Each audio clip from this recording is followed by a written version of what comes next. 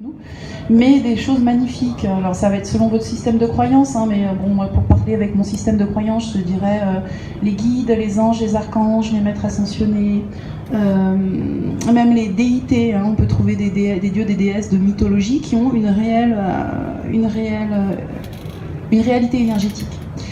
Et voilà, tous ces mondes-là sont accessibles grâce aux perceptions extrasensorielles. Donc c'est pas une obligation, mais nous, dans le travail qu'on fait, c'est quelque chose qui revient souvent parce que moi, je suis en connexion avec des guides et pour moi, c'est très important. Et vous pouvez même expérimenter les différents guides. On peut contacter un guide parce qu'il a une qualité particulière. Par exemple, si vous contactez des énergies de mère universelle, vous allez recevoir un amour énorme et bienveillant envers tous. Mais pour prendre des choses plus prosaïques, par exemple Nicolas qui fait des arts martiaux, à un moment je lui ai dit mais tu peux pas faire ton stage avec le gars là qui est en Australie, mais pourquoi tu veux faire ça? T'as juste à te connecter avec le maître qui a inventé ce système de Qigong là, ou de Tai Chi et tu vas recevoir l'information directement. Et voilà, c'est ce qu'il a fait. Peut-être qu'à raconter ça, c'est marrant d'ailleurs. Je l'ai fait dans mon coin. Hein. Au début, je lui ai dit quoi? Mais de quoi tu me parles? Puis je me suis dit, bon, j'ai rien à perdre, hein, je suis tout seul, personne ne me regarde. Et j'ai dit, ok, alors qu'est-ce que je peux recevoir? Et du coup, j'avais des images qui venaient. Je me disais, bon, faut que je bouge comme ça. Mais en même temps, j'avais de l'énergie qui descendait en moi et qui corrigeait mon bras, qui corrigeait ma posture, corrigeait ma tête, tout. Et en même temps, les images. Et puis, j'ai joué le jeu. En fait, j'y croyais pas trop. Moi, je suis assez sceptique. Hein. Je suis assez sceptique, mais si ça marche, je voudrais pas passer à côté de quelque chose d'efficace. Donc, c'est ma démarche. Et moi, j'ai avancé tout doucement, hein, pas à pas. Alors, ça se voit plus maintenant, mais bon, j'ai traîné un petit peu, on va dire. Et notamment, donc pour les arts martiaux, j'ai vu une manière, on m'a montré une manière de marcher, de se déplacer, que je connaissais pas, avec des postures de main que j'avais jamais vues, un peu genre petit lapin, des choses bizarres. J'ai dit bon, je joue le jeu, je fais confiance.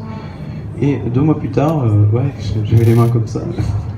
2 mois plus tard, je rencontre quelqu'un sur un salon qui fait des arts martiaux aussi. Et puis on discute, alors bien sûr on s'enflamme hein, entre passionnés. Et je lui dis mais comment tu fais, vas-y. Et il me montre et là je vois exactement ce que j'avais reçu, la manière de bouger que j'avais jamais vu ailleurs avant. On va vous parler d'une autre dimension aussi qui est très importante, enfin très importante. Ça dépend de nos choix, ça dépend de nos personnalités et qu'est-ce qu'on veut faire des perceptions extrasensorielles. Mais moi qui ai souffert dans l'émotionnel, ça a été très important dès que j'ai eu accès à tout ça, de pouvoir travailler sur l'émotionnel, sur moi-même et sur les autres. Alors sur soi c'est toujours plus compliqué, hein, parce qu'on a beaucoup de résistance, hein, donc c'est pas toujours facile de capter la bonne information. Mais sur les autres, c'est simple. Et plus on est détaché des autres, d'ailleurs, moins ils sont proches de nous et plus c'est simple. Et du coup, je me suis très vite servi, quasiment immédiatement, de ce que je recevais grâce à mes perceptions pour savoir de quoi la personne a besoin, où est-ce qu'elle en est dans sa vie, quels sont ses blocages actuels, et qu'est-ce qu'elle est prête à bouger. Et comment le faire? Et donc on pose un espèce de diagnostic entre guillemets, c'est-à-dire qu'on lui dit ben voilà, ton problème c'est ceci, c'est cela, et en entendant, hein, moi je répète simplement ce que j'entends ou ce que je reçois en intuition ou alors en énergie, parce qu'en énergie on sent aussi les blocages dans le corps de la personne. Et après, on demande les solutions. Voilà, Nicolas en a un petit peu parlé tout à l'heure. Donc ça peut être simplement la prise de conscience par les mots, comme on va le faire parfois avec un psychologue. Ça peut être l'énergie qui est derrière le mot et qui va créer déjà une vibration chez la personne. Et puis ça peut être des descentes d'énergie, voilà, qui peuvent descendre directement sur l'autre ou passer par nous et sortir par le chakra du cœur ou les yeux ou les mains, voilà. Et puis ça peut être des exercices à faire tout de suite ou des exercices à faire chez vous. Ça peut être des choses assez étonnantes, c'est-à-dire que parfois pour régler un truc psychologique, vous vous retrouvez à faire des exercices physiques. Ou des exercices avec les autres, ou voilà, donc des mises en situation. Enfin, à chaque fois, en fait, on demande, ok, quel est le problème de la personne et qu'est-ce qui va l'aider à le résoudre. Et on l'accompagne en fait dans la guérison de tout ça. Alors après, on a beau avoir un outil extraordinaire parce qu'on sait à chaque fois où est le problème et ce qu'il faut faire. la guérison appartient à la personne. Donc on respecte son chemin de vie et la vitesse à laquelle elle veut guérir. Donc même avec un très bon outil, parfois ça prend beaucoup de temps. Et puis parfois c'est du jour au lendemain. Voilà, ça dépend de l'autre, hein, beaucoup comme dans toutes les thérapies. Voilà, ça c'est une des applications des perceptions extrasensorielles, mais il y en a plein d'autres. On a fait plein de stages. Plein de stages, on en a 4 maintenant, ouais. Mais on pourra en faire d'autres, ça dépend en fait de ce qui nous intéresse. Là où on était intéressé par quelque chose, on a voulu avoir des informations dessus pour le développer, comme les chakras, comme les corps subtils, comme la géobio. Enfin, je vous laisse un peu en parler parce que c'est intéressant. Les chakras peut-être, Nico? Non? Oui, non, c'était juste pour rebondir concernant les perceptions extrasensorielles. Je les utilise assez régulièrement pendant mes soins. Je suis énergéticienne et masseuse à côté. Et ça me permet d'avoir des soins complètement personnalisés, sans protocole. Et je laisse, pour les massages par exemple, je laisse le soin à mes mains, de faire ce qu'il y a à faire, de masser de la manière dont il convient, enfin de la manière qui convient à la personne que j'ai sous les doigts. Et pour les soins énergétiques, parfois on va venir me voir en me disant voilà j'ai cette problématique, et je vais leur dire d'accord, on va faire autre chose, et on va partir sur autre chose. Et c'est souvent le soin qu'il faut adapter. Alors effectivement, hein, ça n'empêche qu'on va peut-être arriver à la problématique de la personne, la problématique initiale, pour ce pourquoi elle est venue, mais des fois il faut passer par un biais. Et les perceptions me permettent d'être juste dans le soin que je procure. Voilà. Oui, d'ailleurs, moi c'est pareil, très, très souvent les gens arrivent pour un problème et en fait je me retrouve à travailler complètement, enfin en tout cas ça paraît partir sur complètement autre chose, mais très souvent à la fin c'était ça qu'il fallait pour débloquer le problème, sauf qu'on a l'impression de passer par un chemin qui n'a rien à voir avec ce que la personne recherche, mais souvent c'est le chemin le plus juste. Oui, et il y a une chose à laquelle on ne pense pas, c'est que les moyens de guérison, en fait, ou pour remettre en circulation l'énergie, ils viennent comme ça. Alors, il y a des choses qu'on retrouve de manière récurrente, c'est-à-dire on peut avoir affaire, par exemple, à des choses qui sont passées dans l'enfance ou liées à l'éducation qu'on a reçue, et qui fait qu'on se comporte voilà, d'une manière qui ne nous aide pas dans notre vie actuellement. Mais ça peut être aussi, bien sûr, des vies antérieures. Et on va trouver des choses dedans qui font qu'on est bloqué dans notre vie actuelle. Et essayez d'imaginer, par exemple, si vous avez vécu une vie monastique que vous avez adorée, eh bien, vous ne serez pas très bien adapté au monde actuel. Voilà. Gagner de l'argent. Pour gagner de l'argent. Si vous voulez refaire moine, ça c'est bien. Mais en fait, on découvre pas mal de choses comme ça, et notamment, il y a les gardiens de lignée qu'on a rencontrés, qui sont des espèces pas des espèces, désolé, qui sont des gardiens, des ancêtres d'une lignée familiale, et qui se placent en tant que... ils font tout pour que leur lignée survive dans de bonnes conditions. Mais ces gardiens ont parfois été posés il y a des siècles, et du coup, les manières de se comporter, de survivre, ne sont plus forcément adaptées à notre société actuelle. Et on retrouve des choses en fait liées aux gardiens qui sont surprenantes, notamment tous les archétypes, comportement d'un homme, comportement d'une femme. On est au XXIe siècle, et je peux vous garantir qu'il y a un paquet d'hommes et de femmes qui se comportent... l'homme, il doit aller chasser, il doit ramener la viande, et la femme, elle doit s'occuper des enfants, s'occuper de l'homme.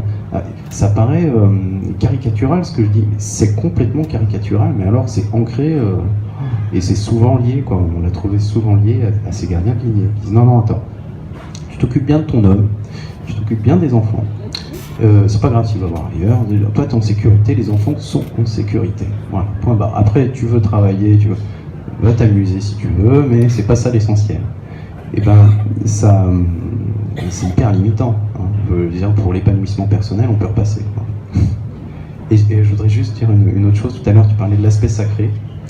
Et je voudrais rebondir dessus parce que dans le côté entrer dans un monde extraordinaire, en ouvrant vos perceptions, eh bien, en réalité, on peut se connecter, quel que soit notre état. On peut être énervé, en colère, si on a pris l'habitude de développer son intuition, ses perceptions, on peut se connecter. Mais on va être mis en relation avec des choses qui vont être en résonance avec notre état du moment. Donc, si je suis énervé, je vais me connecter à des choses qui vont résonner avec cet énervement ou cette colère. Et du coup avec des présences pas forcément très sages ou très sympathiques. Ce qui fait qu'on est obligé à chaque fois de faire attention à être bien monter notre taux vibratoire, à être dans le cœur, à être dans des émotions de douceur, de bienveillance, voyez, des émotions qui vont nous élever vibratoirement et qui font qu'on va être en résonance avec des présences qui vont répondre à cette vibration. Et ça, c'est un exercice. Au bout d'un moment, on se rend compte que nos pensées sont créatrices. C'est bateau, tout le monde le sait, mais quand on l'a expérimenté, on se rend compte qu'on ne peut plus être dans la colère, on ne peut plus être dans des comportements comme ça. Alors, je ne dis pas qu'on ne l'est pas, hein, ça nous arrive bien sûr, mais de moins en moins. Parce qu'on a ancré cette conscience que chaque fois qu'on est bien, que notre taux vibratoire est bon, on est connecté à des belles choses et tout se passe bien dans notre vie. Et là, sans le vouloir, finalement, on entre à travers nos perceptions dans une espèce de voie de développement personnel et spirituel. Et on change le monde en faisant ça. Oui, moi je voudrais ajouter quelque chose, c'est que quand je suis en consultation, je transmets des très belles énergies, je capte des très belles énergies et qui me dépassent en fait. C'est-à-dire que moi je suis avec mes problématiques de tous les jours, je suis comme tout le monde, je juge mon prochain, je fais mes accès de colère, et quand je suis en consultation, je suis en connexion avec des énergies de non-jugement, où il n'y a pas de bien, il n'y a pas de mal, il n'y a pas de jugement. Et c'est vrai qu'à force d'être en connexion avec ces énergies, ça finit par déteindre un peu sur nous. C'est-à-dire qu'on comprend en tout cas ce que c'est que le non-jugement. Ce sont que des expériences en fait, on ne vit que des expériences. Et il n'y a pas de mal, il n'y a pas de bien. On a juste à la rigueur l'évolution. Et encore, je suis même pas sûre que ce soit vraiment un but pour eux, on n'est pas sûr. Mais en tout cas, voilà, il y a vraiment, on contacte des mondes où on expérimente des choses qu'on a du mal à expérimenter ici. Je voulais juste rajouter un petit truc sur les gardiens de lignée dont tu as parlé tout à l'heure. C'est pour vous dire que oui, alors il y a des gardiens de lignée, il y a des transmissions transgénérationnelles, il y a des vies intérieures qui nous impactent, il y a tout ça existe, c'est une réalité, mais c'est pas parce que c'est là qu'on peut pas le dépasser. D'accord ? Les gardiens de lignée, c'est très facile, on va leur parler, on leur explique que le comportement qu'ils proposent n'est pas adapté au 21e siècle, et ils disent « Ah, excusez-nous, on n'avait pas vu », et le conditionnement, ça va tout de suite. Hein. Pour la transgénération, il suffit d'aller à la génération qui a posé le problème, et ça peut se régler, hein, voilà. Est-ce que vous avez des questions? Parce que là on a beaucoup parlé, et s'il y a déjà des questions, on peut commencer à répondre, sinon on va vous parler un petit peu de tout ce qu'on a expérimenté cette année, des stages, etc. Mais si vous avez des questions, n'hésitez pas. Non? Bon, ben on raconte un petit peu ce qu'on fait en ce moment. Donc finalement tout ce qu'on enseigne, c'est lié à tout ce qu'on a vécu. Et je voudrais prendre l'exemple de la géobiologie. Ça, c'est très marrant, parce que je m'étais formé en géobiologie il y a des années. Ah oui, alors, qu'est-ce que la géobiologie, pour ceux qui ne connaissent pas? C'est l'étude des courants telluriques, des phénomènes cosmotelluriques qui impactent notamment notre habitat. Donc, ce qui fait qu'il y a par exemple, on va s'asseoir à un endroit, on ne va pas se sentir bien, on s'assoit à côté, on est mieux. On ne sait pas pourquoi. Et la géobiologie, ça va être toutes ces ondes invisibles liées à la Terre, et qu'on apprend à identifier, à repérer. Et en géobiologie, je vais dire un gros mot, on apprend à nettoyer. Et je m'excuse auprès de la planète Terre, puisque le jour où j'ai utilisé cette expression, Tiffany était à côté, elle m'a dit « Ouh là là, dis pas ça, attends, j'ai la Terre qui... » Non, c'était les cours d'eau. Ah, j'ai l'eau qui me parle, elle dit « Mais je ne suis pas une pollution. » Et elle répétait « Je ne suis pas une pollution, je ne suis pas une pollution, je ne suis pas une pollution. » Et on s'est dit « Bah mince. » C'est vrai que l'approche du coup de géobiologie, du coup on s'est dit mais oui, c'est vrai, c'est une interaction. Et on a repris toutes ces études un peu en s'amusant, hein, des phénomènes géobiologiques, mais en interagissant avec eux. C'est-à-dire, on n'a plus affaire à des énergies, on a affaire à des présences. C'est la même chose quand on se connecte à la Terre, généralement on dit les gens qui ont fait du Qigong comme moi pendant des années, ils disent l'énergie de la Terre je connais, c'est facile, c'est une énergie froide, c'est yin. Je me mets en connexion, j'ai de l'énergie fraîche qui monte, c'est l'énergie de la Terre. Non, c'est peut-être un aspect, mais c'est l'aspect le plus basique. Quand vous rencontrez la Terre en tant qu'être vivant, l'énergie que vous allez ressentir est complètement différente. Mais complètement différente. Vous avez affaire à quelqu'un, un être vivant. Et en géobiologie, c'est la même chose. Et du coup, on a commencé à faire des expérimentations et c'était très intéressant. Je donne un exemple. Par exemple, on cherchait un vortex. Voilà. Donc, voilà, pour s'amuser. Et du coup, on dit, on cherche le vortex. Alors, on travaille sans les baguettes. Ça, c'est quelque chose qu'on enseigne. Pour les baguettes, le pendule, sont des outils dont il faut apprendre à se débarrasser à un moment, puisque notre corps nous indique où aller. Donc, on peut utiliser la main, on peut utiliser le regard. C'est beaucoup plus pratique. Et du coup, on cherche un vortex. Tiffany et moi, on était que tous les deux. Et là, on n'arrive pas sur le même point. On dit, bah mince. Alors moi je dis non, mais il est là le vortex. Puis Tiffany dit oui, mais ok, mais moi je suis à côté. Puis on se dit bon bah. Puis là on a l'intuition, hop, ça y est, il y a quelque chose qui nous vient, on dit mais non, mais les deux points sont liés, il fallait trouver les deux. Et là on commence à ressentir, je dis ah oui, moi je me sens, dans le point que Tiffany a trouvé, je me sens aspiré dans la Terre. Alors qu'un vortex c'est une énergie qui monte, elle peut descendre aussi, mais c'est une énergie qui tourne en tout cas. Et là on se sent inspiré, Tiffany dit ah mais oui, moi je vois un puits. Et là, on s'est rendu compte que il fallait, et on reçoit l'information, il faut d'abord se mettre sur le puits énergétique avant de passer sur le vortex. Et en fait, en explorant comme ça, on s'est rendu compte qu'il y avait plein de points associés. On s'est mis à faire des parcours géobiologiques et à comprendre comment, en voyant l'ensemble, c'est-à-dire au lieu de se fixer sur un vortex, comment est-ce quand on les associe, ils peuvent nous aider. Parce qu'à chaque fois, il y avait une fonction associée. Puis bon, les êtres de la nature sont plus par-dessus. Oui, j'ajoute des petites choses sur cette expérience qui était vraiment super intéressante. D'abord sur le puits, il y avait le puits et puis il y avait une gardienne, il y avait une espèce de déesse dessus. Et pourquoi il fallait d'abord passer sur le puits? C'est parce qu'il fallait se décharger d'abord, se décharger du stress, se décharger des énergies un petit peu polluantes qu'on pourrait avoir, avant de pouvoir se recharger dans le vortex. Mais ça, on ne le savait pas en fait. On n'était pas du tout au courant de ça. Après, on a lu d'autres bouquins dans lesquels on a trouvé des gens qui avaient expérimenté la même chose que nous, mais on l'avait trouvé voilà, intuitivement. Puis il y avait un point d'activation aussi pour que le vortex prenne toute son amplitude. Pareil, on a des objets un peu sacrés. Vous savez, on a tous ramené de voyage, je sais pas moi, un collier, un mala, une statue, et en fait on se rend compte quand on regarde cet objet qu'il n'est pas chargé, c'est-à-dire c'est un objet comme un autre. Et là, on s'est dit tiens, on va faire descendre dessus, par exemple sur une petite statue de Bouddha ou de Ganesh, on va s'assurer que l'énergie du Bouddha ou de Ganesh soit bien dans cette statue. C'est très très simple à faire et on descend, on pose l'intention, on monte notre taux vibratoire, on se met vraiment dans le cœur. Et là, on sent une énergie qui descend et qui va charger l'objet. Et l'objet devient sacré comme ça.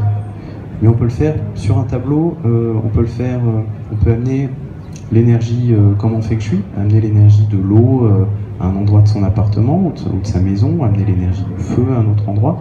Simplement, on laisse descendre les choses et elles s'installent. Et du coup, après, on s'est dit, alors qu'est-ce qu'on peut faire d'autre avec? Et on s'est mis à tester des parcours géobiologiques, notamment chez Laurie, tu veux en parler? Non, je crois que...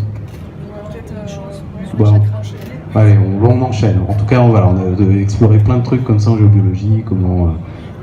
Ça a donné du coup le stage géobiologie. Voilà. Et si vous voulez la suite, venez nous voir sur le stand, on vous racontera l'expérience du parcours géobiologique. Les chakras alors? Bon, je raconte les chakras alors. Donc... de la même manière que vous, peut-être que vous vous intéressez à la musique, à la peinture, je ne sais pas, moi je m'intéressais aux chakras. Et j'avais lu des tas de bouquins, et j'ai fait plein de méditations, et donc c'est pareil, à un moment on se dit, on connaît, il y en a sûrement parmi vous qui ont déjà fait ça, et puis je dis, non, les chakras, moi je connais. Et je lisais un livre, et tout à coup je sens une espèce d'énergie qui descend, j'étais sur le premier chakra en bas de la colonne vertébrale, chakra racine, et tout à coup je sens une présence qui descend, et en même temps je sens mon chakra qui s'active, mais alors avec une puissance que j'avais jamais expérimentée, instantanément. Alors j'étais juste en train de lire le livre. Et là, on me dit, je sens que c'est l'esprit du premier chakra. Alors, je n'ai jamais entendu parler de ça. C'est comme s'il y avait une présence invisible, un guide, je ne sais pas, qui représentait le premier chakra dans l'invisible. Et à chaque fois qu'on l'appelle, eh bien notre chakra s'active. C'est une bonne chose, mais je commence à recevoir des informations. Donc, parce que du coup je me dis, ah, génial, ça je sais m'entretenir avec une présence invisible, donc je pose des questions.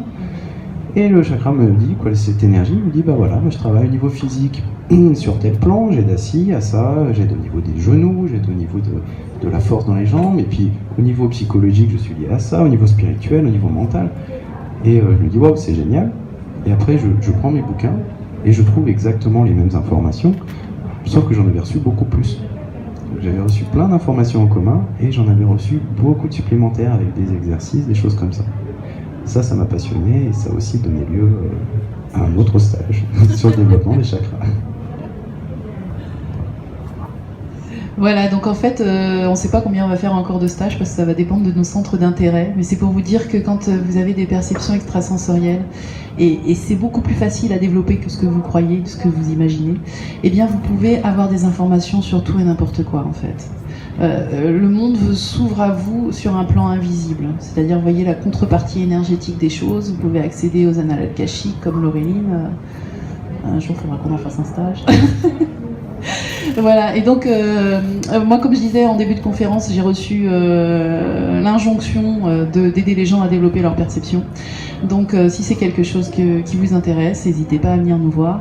Comme je vous dis, ça passera par de l'émotionnel forcément, parce qu'il faudra aller voir quels sont vos blocages, qu'est-ce qui fait que vous n'avez pas accès à votre total potentiel au niveau des perceptions. Et puis, à un moment ou à un autre, il faut se lancer. Donc ça va être l'expérimentation. Ça va vous permettre d'avoir confiance en vous en voyant le retour que vous avez sur ce que vous faites et sur ce que vous dites. Et puis nous, on sera toujours là pour vous dire, tiens, oui, super, ce que tu as dit, c'est juste, mais là, tu as commencé à interpréter, et là, c'est faux. C'est ton mental qui a interprété. Donc on vous fera prendre conscience des moments où vous vous trompez.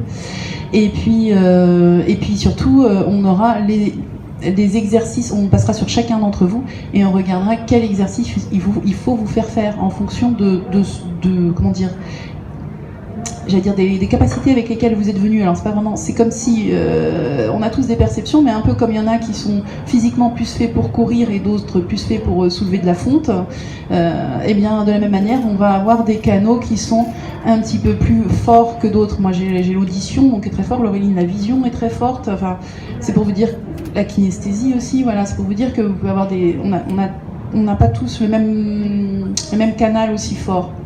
Même si on peut tous les développer, et même si au fur et à mesure ils sont tous en train de se développer. Mais vous êtes venus pour faire quelque chose, vous avez une mission de vie entre guillemets, ou en tout cas des choses que vous avez envie de réaliser sur cette terre, que vous en soyez conscient ou pas. En général on en est conscient, mais c'est pas toujours extrêmement clair. Et on est venu avec le bagage pour réaliser ça. C'est-à-dire les gens qui se disent que le plus important dans la vie c'est l'amour, ils vont avoir un chakra du cœur très fort ou alors très bloqué, à débloquer, mais souvent ça devient un point important. Et c'est des choses on va prendre chaque personne dans son individualité avec ce qu'il est venu faire quand on a la possibilité d'avoir l'information, parce que parfois c'est à vous de la découvrir, sinon on vous gâche le cadeau. Et on va aller travailler dans ce sens-là, c'est-à-dire pour développer ce que vous avez à développer, pour réaliser ce que vous avez à réaliser. Donc nous on est sur les plans invisibles bien sûr, mais voilà, que ce soit l'audition, la vision, l'énergétique, que vous soyez venus pour transmettre l'amour ou dire aux gens ce qu'ils ont besoin d'entendre, ou répandre de la sagesse, ou répondre de la droiture ou de la structure, répandre le non-jugement. Chacun a des qualités différentes parce que chacun est venu amener quelque chose de différent et tout est aussi beau et on a besoin de toutes les couleurs de l'arc-en-ciel. Donc voilà, si ça vous intéresse, on a un stage là-dessus aussi.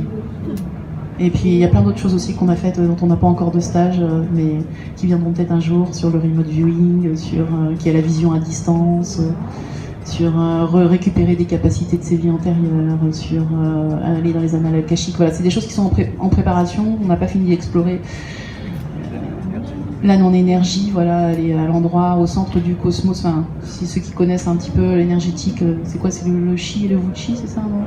Voilà, c'est l'énergie manifestée et aussi la non-énergie. Et pour aller à la non-énergie, il faut aller dans des endroits au centre de création du cosmos, donc il faut aller assez haut, et c'est des endroits où rien n'est manifesté, où du coup on peut poser des intentions pour manifester des choses, ou avoir des soins sur soi. Enfin, il y a plein de possibilités, et puis il y a toutes les connexions avec les êtres de la nature, avec les guides, les archanges.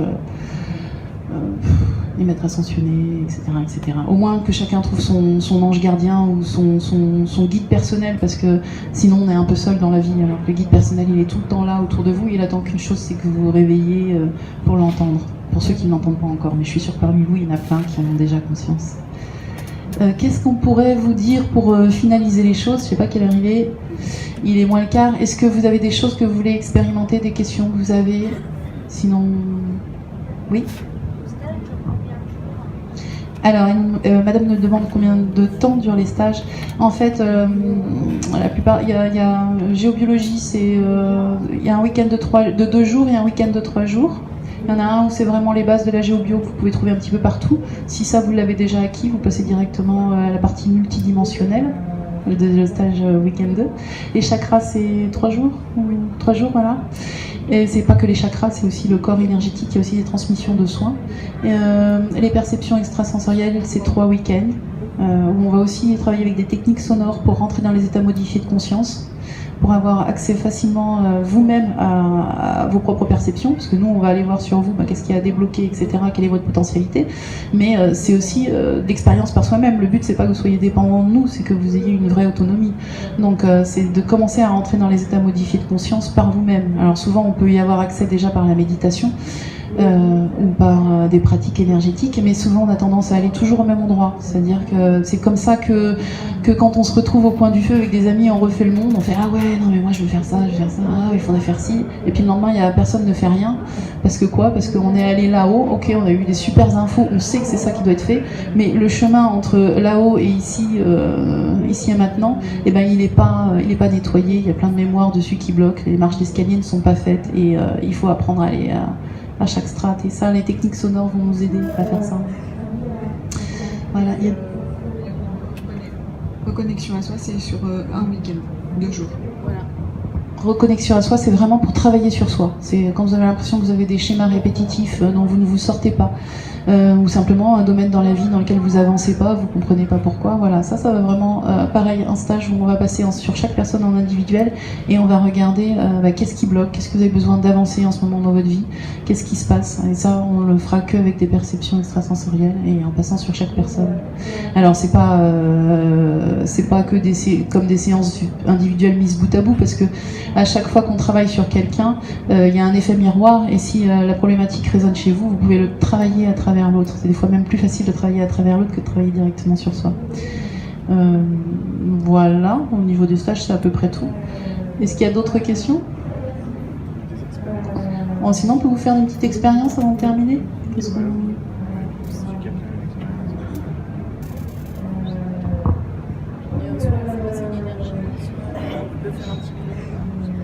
Ouais, donc là, c'est demander ce que vous voulez. Parce que, non, je disais, si vous avez des expériences, des questions sur des expériences que vous avez pu vivre, il y en a parfois avec voilà, des choses que vous n'avez pas comprises. Parce qu'il y en a parfois, je vous dis ça, parce qu'il y a régulièrement, on voit des gens qui ont rencontré, par exemple, des personnes décédées, et qui ont des questions là-dessus, mais ça peut être n'importe quoi d'autre. Sinon, on va faire des petites expériences. Ouais, expérience, c'est ça. Alors, expérience. On peut vous faire une petite transmission énergétique pour ceux qui seraient intéressés? Non? Si, ça peut être bien. Alors, vous n'êtes pas obligé de la faire, d'accord? C'est-à-dire que vous gardez votre libre arbitre, comme tout le temps. Vous pouvez rester ici assis ou partir comme vous le souhaitez, mais vous n'êtes pas obligé de recevoir l'énergie qu'on va transmettre. C'est simplement parce que, comme dans tout ce qu'on va faire, c'est l'intention qui prédomine. C'est-à-dire, vous avez toujours votre libre arbitre, quoi que vous fassiez. Si par exemple, là, on demande à une énergie de descendre sur vous pour soit faire un soin sur vous, soit simplement pour ressentir cette énergie, et que vous le désirez pas, il suffit simplement de dire non, moi ça m'intéresse pas. Ok, vous allez vous bloquer automatiquement et c'est bon. Et au contraire, vous avez envie de recevoir cette énergie, vous dites ouais, je suis ok, j'ai envie de la recevoir et je vais simplement ne rien faire. C'est pas ce qu'il y a de plus facile, mais simplement je me mets en réception, c'est-à-dire je ne fais rien, je me mets dans le cœur quand même pour m'aligner sur ces énergies, parce que forcément on va demander des belles énergies, on va pas demander des trucs. Parce que je précise, tout est possible, on ne parle que du beau, mais la même chose existe dans le pas très beau. Si on est dans la dualité, parce que là-haut pour eux tout est beau, tout est pareil. Mais donc voilà, très important de se mettre toujours dans le cœur avant de s'ouvrir, parce que comme ça vous êtes sûr d'être en connexion avec des énergies de même taux vibratoire ou supérieures à vous, et pas à des choses basses. Donc ça c'est le préambule pour tout. Hein. On va faire une petite expérience, ça va durer moins de 5 minutes. Ce que je vais faire, c'est que, je pense qu'on va tous le faire, tous les trois on va le faire en même temps. On va demander à une énergie qui a envie de venir, une énergie belle, de venir sur nous, et puis on va l'envoyer sur vous. Okay. Et puis certains vont recevoir directement aussi, ceux qui ont le chakra coronal bien ouvert peuvent le recevoir directement et le sentir rentrer par la tête. Voilà. On va prendre quelques minutes pour faire ça. Vous pouvez faire les yeux ouverts ou les yeux fermés, c'est pareil. Donc d'abord vous vous mettez dans le chakra du cœur et vous vous mettez dans l'amour. Le chakra du cœur il est au centre de la poitrine. Hein. Et vous pensez à l'amour pour monter votre taux vibratoire.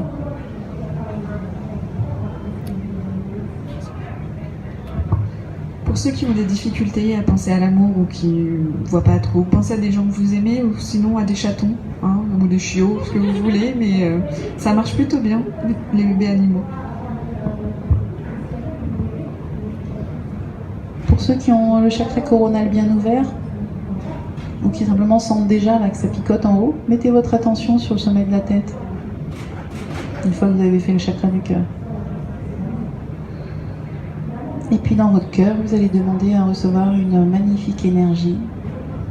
Alors ça sera une énergie liée à... Bon, je vous dis pas liée à quoi. Voilà, demandez à recevoir et puis mettez-vous simplement en réception, c'est-à-dire ne faites plus rien une fois que vous avez lancé votre demande.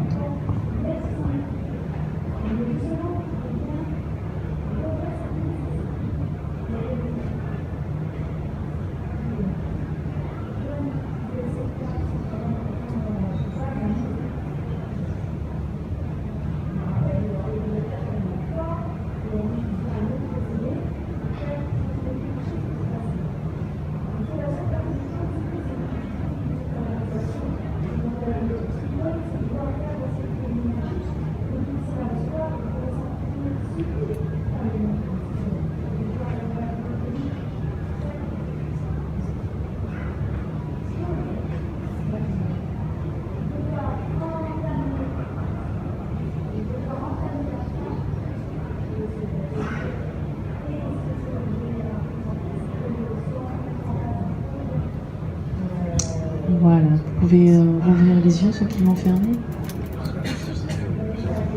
Ouais, je disais, habituellement on a une seule énergie qui descend, mais là j'ai l'impression qu'il y a plusieurs énergies qui sont venues, donc il est possible que vous n'ayez pas ressenti la même chose. Moi je sais que j'ai eu une énergie d'ancrage, mais je sais qu'il y a eu d'autres énergies que celle-là qui sont venues. Qui a senti quelque chose, qui a eu l'impression qu'il puisse passer quelque chose? Levez la main juste pour qu'on voit un petit peu. D'accord. Effectivement, il y a eu plusieurs énergies parce que moi j'ai eu une énergie qui venait dans le cœur, donc une énergie plus d'amour maternel, on va dire, de mère universelle. Et Nicolas a eu une énergie d'ancrage. Aurélie, tu as eu quoi toi? Non, moi j'ai eu plus aussi celle qui venait du cœur. Après, il y a des personnes qui n'ont pas levé la main et pourtant il s'est passé des choses. Il y a des libérations qui se sont faites. On a vu la poitrine se soulever, prendre des inspirations profondes. Tout ça, ça fait partie aussi de l'énergie. Après, on n'en a pas forcément conscience. Voilà, les manifestations quand on reçoit des soins comme ça peuvent être très très différentes. Vous pouvez avoir un chakra qui chauffe, vous pouvez au contraire sentir du froid, vous pouvez sentir quand c'est de l'ancrage, l'énergie qui descend dans les pieds. Sentir un apaisement aussi, tout simplement, ça peut être juste une sensation corporelle. Je dirais même que c'est le plus important en fait. C'est-à-dire quand on commence à contacter ces guides, le plus merveilleux c'est que quand on est stressé, ils nous calment. Quand on a peur, ils sont là, ils nous rassurent. Quand on a besoin d'amour, ils nous donnent de l'amour. Donc la plus belle manifestation de ces énergies, c'est émotionnel. Voilà.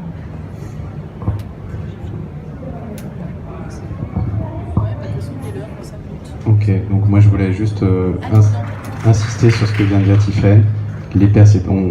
Quand on veut développer nos perceptions, on rêve d'entendre des choses. Voilà, c'est l'idée qu'on s'en fait d'avoir des visions.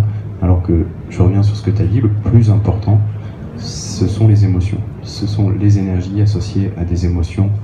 C'est vraiment ça qui nous transforme. Après le reste, c'est très intéressant, mais le plus important c'est ça, c'est l'énergie. Et je voulais vous dire simplement, pour les personnes que ça intéresse, on fait des lectures émotionnelles sur notre stand, qui durent une dizaine de minutes, qui coûtent 20 €. Et c'est destiné en fait à vous aider à voir quelles sont les priorités dans votre vie en ce moment?